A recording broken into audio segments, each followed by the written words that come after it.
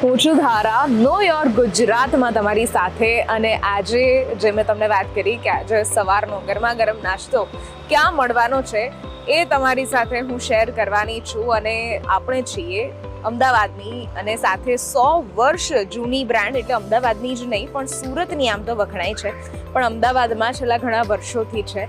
અને આ 100 વર્ષ જૂની બ્રાન્ડ કે જ્યાંના વખણાતા ખમણ, અને ત્યાં આપણે છીએ દાસ ખમણ. યસ, સો દાસ ખમણમાં આપણે આજે જવાના છીએ. ત્યાંની સ્પેશિયલ વેરાયટી કઈ કઈ છે, ખૂબ એમના વિશે વાંચેલું છે. અત્યારે પણ જે હું વાંચી રહી છું એ સાદા ખમણ ને ટમટમ ખમણ, મરીવાળા, ટોસ્ટ બિસ્કિટ ખમણ, આ કેવા હોય, ગ્રીન ફ્રાય ખમણ, સુરતી લોચો, તો વાહ વાહ વાહ, ક્યાં વખણા, ક્યાં બાત હે. નવતાડના સમોસા પણ છે અહીંયા. ચલો આપણે ટ્રાય કરીએ, એમની સાથે વાત કરીએ અને મળીએ.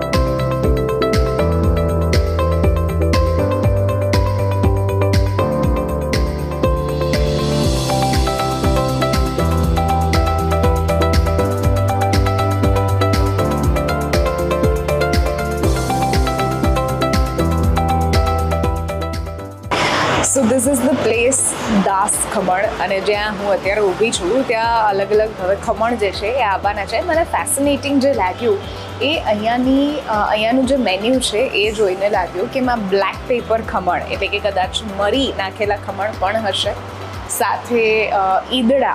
હવે ઘણા લોકોને નથી ખબર હોતી તો ઈદડા સમજાવી દઉં કે ઘણા લોકો યલો ઢોકળા અને વ્હાઈટ ઢોકળા બોલતા હોય છે, પણ ઈદડા એટલે કે વ્હાઈટ ઢોકળા, જેને આપણે સુરતની ભાષામાં ઈદડા પણ કહેવામાં આવતા હોય છે. અને ઈદડા જ કહેવાય છે એને, કે જે ચોખાના લોટમાંથી બને છે. અને જે યલો ઢોકળા હોય છે એ બને છે ચણાના લોટમાંથી.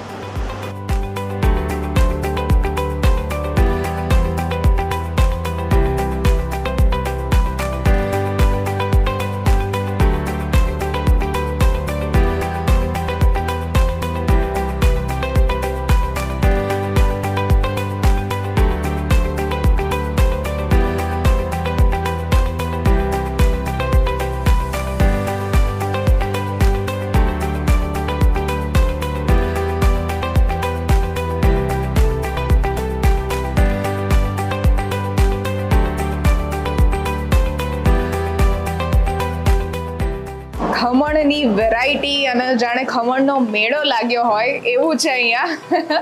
તો ચલો આજે સુરતી ખમણ જે છે સ્પેશિયલ અને દાસ ખમણ એના વિશે વાત કરીએ. મારી સાથે બસ થોડી વારમાં એમના ઓનર જે છે એ પણ જોડાવાના છે. કેટલી બધી અલગ અલગ પ્રકારના ખમણ છે અહીંયા. રસ ખમણ છે, જે રીતે મેં વાંચ્યું એ રીતના અહીંયા આ કંઈક અલગ જ જે છે એ દેખાય છે મને. આઈસ્ક્રીમ ટાઈપ અને કુલ્ફી ટાઈપ સર્વ કર્યું છે. હવે આમનું નામ શું છે એ આવીને મને જણાવશે, પણ પહેલા એ તમને પણ થોડા લલચાવું ને હું કે અહીંયા કઈ કઈ વસ્તુઓ છે, શું છે. આ ફ્રાઈડ ખમણ હોય એવું મને લાગે છે, કારણ કે થોડા ક્રિસ્પી છે અને પાતરા છે. આ પણ કોઈ ચીઝ રોલ, કદાચ કોર્ન ચીઝ એવું હશે. હું જસ્ટ ગેસ કરી રહી છું, આવીને મને જણાવશે કે એક્ઝેક્ટલી શું છે. આ જે છે મને એવું લાગે છે કદાચ મરીવાળા ખમણ જે હશે એ હશે, જે મેં મેન્યુમાં વાંચ્યું એ પ્રમાણે. ઈદડા પણ છે, સમોસા છે. તો ચલો બોલાવી લઈએ હવે મોન્ટુભાઈને, જે છે ખમણનો મેળો મારી સામે લાગેલો છે. હવે હું અમુક ગેસ કરીશ, તમે એનું સાચું નામ મને કહેજો કઈ છે. આ તો આપણા જે આપણે મીઠા ખમણ હોય એ જ. યસ, આ મને લાગે છે કે આ ફ્રાય ખમણ છે. આ છે ને ટોસ્ટ બિસ્કિટ ખમણ. હા, એટલે તમને ટોસ્ટ જેવા ક્રિસ્પી લાગે અને બેઝિકલી ખમણ. અચ્છા. અને એ તમને દાળ વડા જેવી મજા મળે. આની સાથે ડુંગળી, મરચાં અને ચટણી હોય. અરે વાહ, ક્યાં બાત હે. યસ, પછી આ છે આપણું સેવ ખમણી. સેવ ખમણી, યસ, સ્પેશિયલી સેવ ખમણી છે. સેવ ખમણીની ખાસિયત એ છે કે આપણે આજ પણ છે ને ખમણના આથામાંથી જ બનાવીએ છીએ. ખમણનો ભૂકો કરીને સેવ ખમણીની જે મેન્ટાલિટી છે ને એ આપણી દાસની ખમણી નથી હોતી. અચ્છા, ઓકે. પછી આ જે છે પાત્રા, સૌ કોઈને ખ્યાલ છે. આ બંને રસાવાળા ખમણ છે પણ આનો ટેસ્ટ મને અલગ દેખાય અલગ છે. છે. યસ, તો આ શું છે? આ છે ગ્રીન ફ્રાય ખમણ. એટલે આમાં આખો ગ્રીન મસાલો છે, કોથમીર, ફુદીનો, મરચાં એને પીસીને દહીંની ગ્રેવીમાં બનાવીએ છે. તો આનો ટેસ્ટ આખો કોથમીર ફુદીના ઉપર છે. બરાબર. સ્વીટ છે થોડો. અને આ લસણ, આ જે દહીં ટમટમ ખમણ છે તો દહીંની અંદર લાલ મરચું, મીઠું, મસાલો નાખીને દહીંને ફ્રાય કરીએ છીએ અને એમાં ખમણ વઘારીએ છીએ. ઓકે. આ જે છે મરીવાળા જે, આ છે ટમટમ ખમણ. ટમટમ ખમણ લાલ મરચાથી વઘારેલા આવે છે. બરાબર. લાલ મરચું, હિંગ, ગરમ મસાલો, મીઠું અને એને સ્પાઇસી બેઝ ઉપર બનાવીએ છીએ. ખાલી ટમટમ ખમણ. આમાં Okay. 0 સુગર હોય છે. ઓકે. અને આ એક બહુ જ ફેસિનેટિંગ વસ્તુ મને લાગે છે કે આખું આમ તમે કુલ્ફી ટાઈપ સર્વ કરો છો, એ શું છે? આ વસ્તુ એવી છે કે આજથી 10 વર્ષ પહેલા કે મને એક એવો આઈડિયા આવ્યો કે ખમણ ચોરસ જ કેમ હોય અને કોઈ નવી વેરાયટીઝ જે અત્યારની જનરેશનને ખમણ એટ્રેક્ટ નથી કરતું, પણ કદાચ આવી કોઈ વેરાયટીઝ એમને એટ્રેક્ટ કરી શકે અને હેલ્ધી ખાઈ પણ શકે. સો આ કુલ્ફી ખમણ છે. અરે વાહ. કુલ્ફી ખમણ વિથ ગ્રેવી, કુલ્ફી પણ ખમણ ફિઝિકલી with gravy. ફરસાણનો ટેસ્ટ. હા. અને આને અમે સ્પેશિયલી લાઈવ કાઉન્ટરમાં બહુ સર્વિસ આપીએ છીએ. વાહ. નાના મોટા ફંક્શન્સમાં Yes. કુલ્ફી ખમણ, પછી ટમટમ ખમણ, દહીં ટમટમ ખમણ એની લાઈવ સર્વિસ આપીએ છીએ. અરે વાહ. અને કુલ્ફી આ મારી ખમણ, ચોથી પેઢીની નવી ઇનોવેશન આવી. નવું ઇનોવેશન. હું પોતે જ આ બધી ખમણમાં મારી માસ્ટરી છે, પોતે જ કારીગર છું. મારા ફાધર જોડે 30 વર્ષથી કારખાનામાં જ કામ કરીને. અરે વાહ. સો નવી નવી વેરાયટીઝ ખમણની બનાવતા રહો છો. હવે મને એ પૂછવું છે, તમે કીધું ચોથી પેઢી અને અહીંયા પણ એક હિસ્ટ્રી જે છે એ લખેલી છે કે 4 પેઢી થકી જે છે એ આવી રીતે ચાલે છે, તો એના વિશે થોડી વાત જાણવી છે. હા, હવે હિસ્ટ્રીમાં એવું છે કે મારા પરદાદા એ કાઠિયાવાડમાં અમરેલી ગામ છે ત્યાં વડિયા ગામના રહેવાસી અને પોતે નોકરી વયની ઉંમરમાં એ સુરત ગયા. સુરત એમણે ખમણની કોઈ દુકાનમાં એમણે નોકરી કરી. નોકરી કર્યા પછી એમણે ઘણા વર્ષો ખમણની ફાવટ આવી ગઈ હતી, પણ એમને એવું થયું કે મારા જે ગુરુ છે ખમણ બનાવતા જેમણે મને શીખવ્યું એમની સામે ના પડવા માટે એમના આશીર્વાદ લઈને એમણે અમદાવાદ શહેર પસંદ કર્યું. તો સુરતથી એ અમદાવાદ આવ્યા. એટલે અમદાવાદમાં કોઈ વાટીદાળના ખમણ વિશે કોઈ જાણતું જ નહોતું કે ભાઈ ચણાની દાળમાંથી ખમણ બને. ત્યારે એમણે 1 શેર ચણાની દાળ એટલે કે 500 ગ્રામ ચણાની દાળથી એમણે અને મારા પરદાદી નંદુબા એમણે હાથેથી ગંટલેથી દાળ દળવાની એ બધી જૂની પદ્ધતિથી ખમણ બનાવવાનું ચાલુ કર્યું. અને શરૂઆતમાં એક કુમચો લઈને ફરતા આપણી જૂની અમદાવાદની મિલો, થિયેટરો, સ્કૂલોની બહાર એ ખમણનું કુમચો લઈને ફરતા. અને એમનું નામ પિતાંબર દાસ હતું. તો એ હુલમણા નામથી લોકો એમને બોલાવતા કે ભાઈ દાસ કાકા આવે એટલે એમના ખમણ ખાઈએ, દાસ કાકાના ખમણ. એટલે એ રીતે દાસના ખમણ ધીમે ધીમે ફેમસ થયું.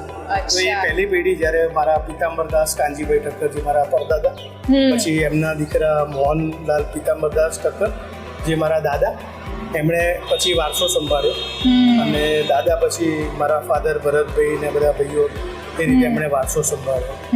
અને હવે અમારી ચોથી પેઢી એટલે કે હું પોતે એમની સાથે કારખાનામાં રહીને આ બધું જાતે શીખવ્યું. અને એમનો સિદ્ધાંત એ હતો કે આપણને આપણી આવડત, આપણને આપણી વસ્તુ બનાવતા આવડવી જોઈએ. બિલકુલ સાચી. તો તમે એ વસ્તુ હવે આપણને ખબર પડે છે 30 વર્ષ પછી કે આપણને બનાવતા આવડે છે તો આપણે ઇઝીલી આ બિઝનેસ કરી શકીએ. બિલકુલ સાચી. સો એવી રીતે આખી ચોથી પેઢીની જનરેશન છે. પહેલી પેઢીએ સાદા ખમણ શરૂઆત કરી, મરીવાળા ખમણ બીજી પેઢી, દહીંવાળા ખમણ, ટમટમ ખમણ, પછી ચોથી પેઢીમાં સુરતી લોચો, ટોસ્ટ બિસ્કિટ ખમણ, કુલ્ફી ખમણ, પછી રસા પાત્રા, એવી બધી વેરાયટીઝ શરૂ કરી. બિલકુલ.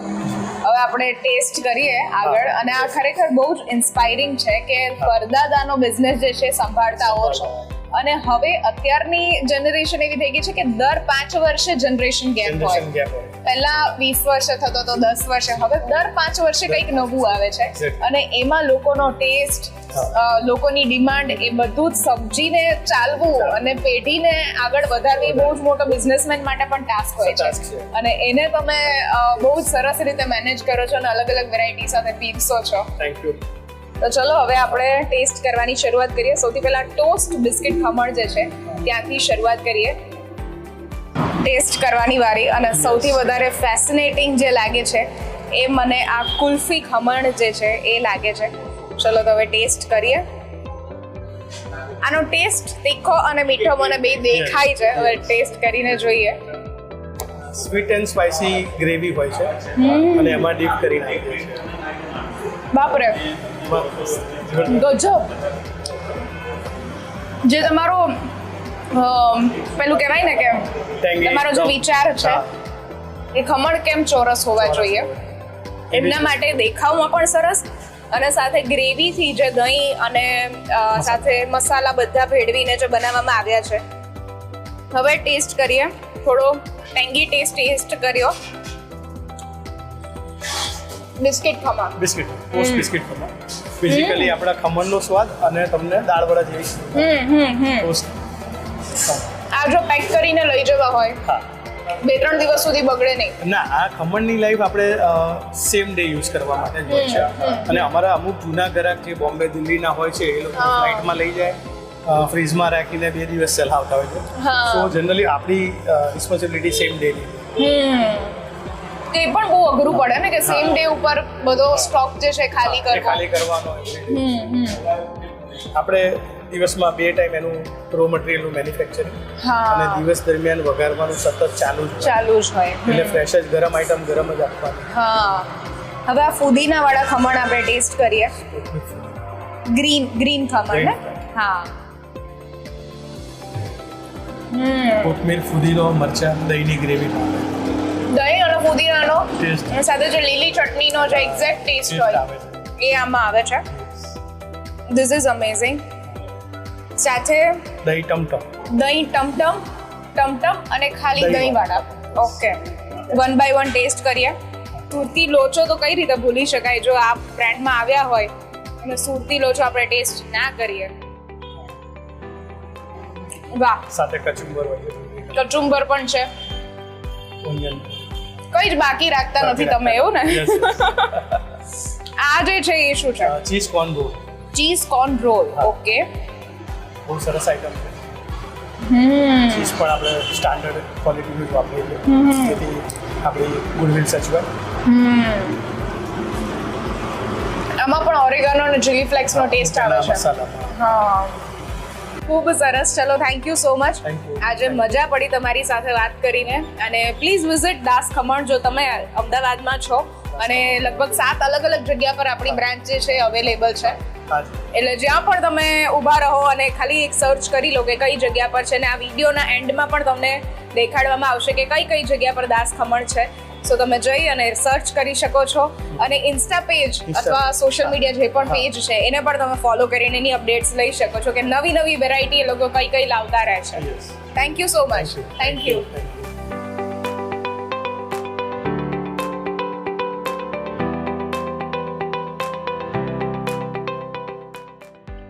ફરીથી એક વખત મળીશું એક નવા એપિસોડમાં. Till then, Tata, bye bye, C you.